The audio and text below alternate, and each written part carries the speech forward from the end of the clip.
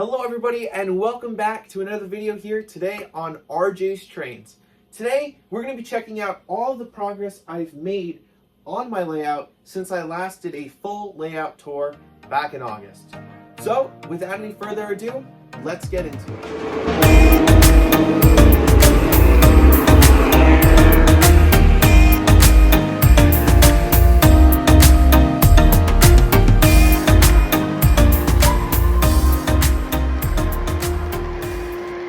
Hello everybody and Happy New Year! Welcome back to the first video of RJ's Trains in 2023. As I mentioned in the intro, today's video we're going to focus on all the updates that I've made on the layout since I last did a full layout tour back in August of 2022. So it's been 5-6 months since the last time that you've seen all the details of this layout up close. So I figured no better way to start off the new year by taking a look at the layout.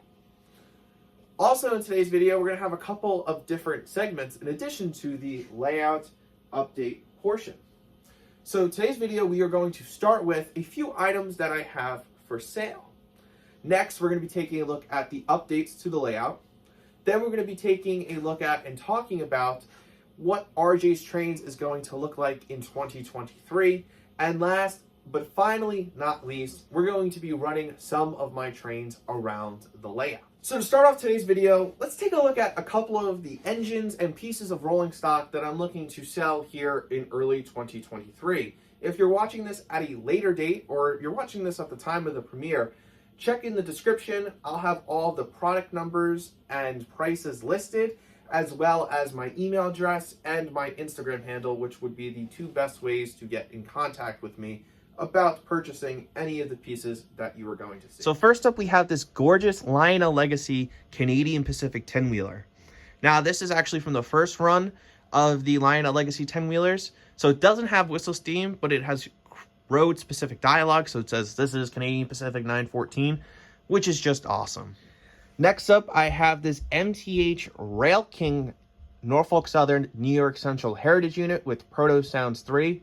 This thing was the workhorse of my collection for the longest time, and I've certainly had my fun with it.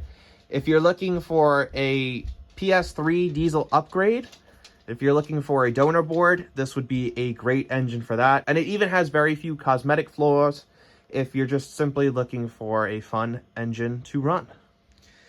Next up, we have an MTH Railking Proto Sounds 2 by Warbond's Brill Trolley. Now, this thing's awesome. I actually just ran it in one of the 12 days of RJ's Trains videos, but I already have one Proto Sounds 2 trolley in my collection, and I run that one a ton, and I haven't really been running this one. And the last engine for sale, this might shock a few of you guys, but is my MTH Premier Amtrak Genesis P42 number 42. Salutes our veterans. Once again, amazing engine. I love this engine, but I have two of the new Atlas P42s on order, and I only have 6 amp fleets, so I don't need 4 P42s for 6 passenger cars. And last but not least, we have 4 MTH Railking Tropicanna Orange Juice steel-sided double-door reefers. And these things look great.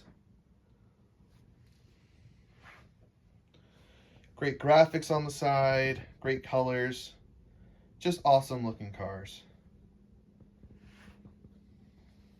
So now that we've got all that boring stuff out of the way, let's finally take a look at all of the updates to the layout. Now, in that August video where I did a full layout tour, I go more into the nitty-gritty details of the layout, the dimensions, the curves, the whole 9 yards. So, if you're interested in that information, a link to the video is popping up in the top right-hand corner right now, as well as it being linked down below in the description. So if you're curious about any of the technical aspects of the layout, go check out that video. Now, in that video, the layout was at a relatively high level of completion. Since then, a lot of the work that's been done on the layout are small cosmetic things, such as adding cars, figures, a couple of pieces of scenery here and there. But there are a few more major things that we will highlight in today's video. So we will start on the left-hand side of the layout where we have the farm scene and the whole 9 yards, and we work our way to the right where we'll take a look at the city scene. So the first thing that I've certainly spent a lot of money on, despite it may not looking like it, is my cornfield here on the very left-hand side of the layout. I use JTT scenery supplies as corn stalks. They're like 2 inches tall. They're O scale. They look fantastic. The problem is that it costs like $20 a box, and that right there is about 10 to 12 boxes worth of corn stalks. And as you can see, I still have a lot of corn left to plant. I've been slowly making progress on that since the last update video. I normally wouldn't mention this, but I do want to give a special thanks to my good friend Chris from Chris's Trains and Things for 3D printing me out a O-scale propane tank to put on the side of the house. It looks fantastic there. I am going to lightly weather it, but for right now, it looks great sitting there next to the house. Now, one of the bigger action items that I've started to undertake here on the layout is painting road stripes, road lines, whatever you want to call them. And right now, all I've been using is acrylic paint and a lot of masking tape. Those of you guys here who are traffic engineers would know that I definitely did not set up the stop bars correctly at all at any of these intersections, but I realized that after I finished painting, so now I'm kind of owning my mistake. So one final note when it came to painting the road stripes, I have painted the first crosswalk on the layout. Now these crosswalks are based off of how they're painted in Babylon, New York, where they're green and white instead of just being white with striped lines, which I think is pretty cool, and it makes them pop a lot more. So it looks really nice, especially now with the traffic lights and the trolleys. The city scene is really starting to come together. So definitely most of the changes when it comes to layout appearance-wise have come in the city. Now the way how I've arranged the buildings hasn't changed. They're still in their shape that they were back in August, but I have changed around the placement of a few of the buildings as well as adding additional details. So first is the Woodland Scenics Toy and Hobby Junction store, which came in after I filmed that August video, and it is currently on the front right-hand side of the town next to the MTH Hippie Tattoo Parlor. And originally I had the Lionelville Bakery, which is in the back left-hand side of your screen, where that hobby shop was. Now, originally, when I built the town, I left a blank space for the hobby shop where the bakery currently is.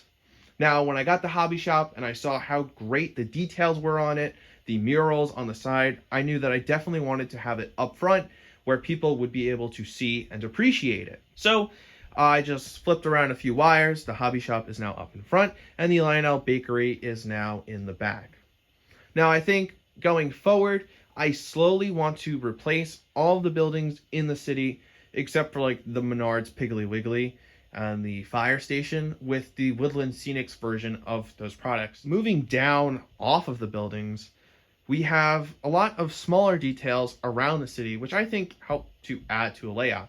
A lot of times it's the smaller details, like a propane tank or figures or traffic lights, that really make a layout stand out.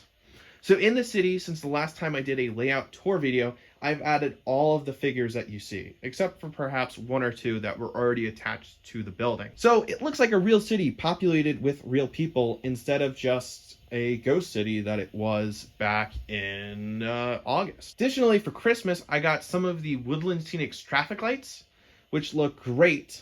Currently, I have 3 installed, and much like the street lines, they are not prototypically placed at all, so I'm trying to figure out what to do there. I think I'm going to have to add a lot more sidewalks.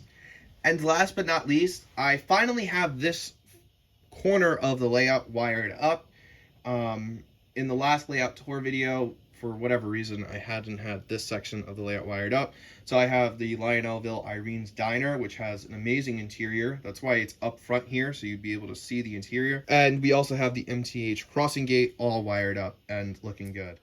Well, that about wraps it up in terms of layout work. Make sure to stay tuned throughout 2023 because I do plan on doing more updates to the layout.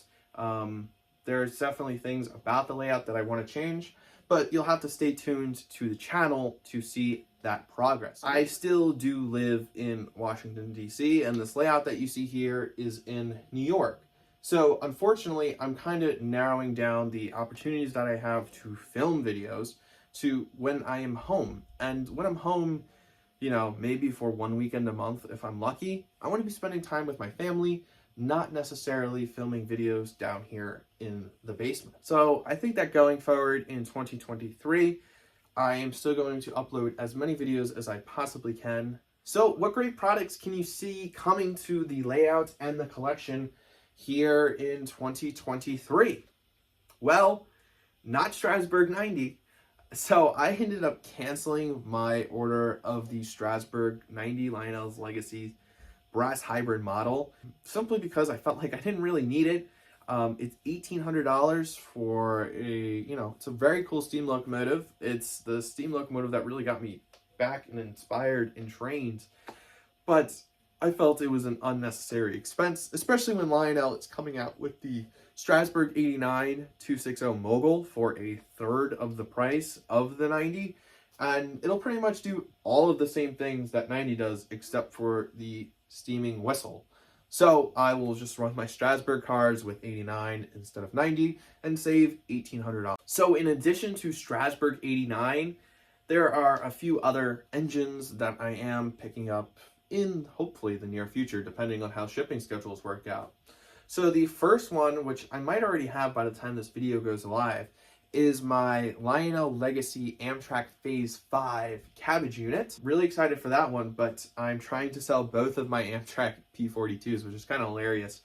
So I do hope to make a video on that cabbage unit, but I think I'm going to wait until my two Atlas Premier Line Amtrak P42s arrive. I have a regular Phase 5 one, as well as the number 100 Midnight Special honoring employees unit.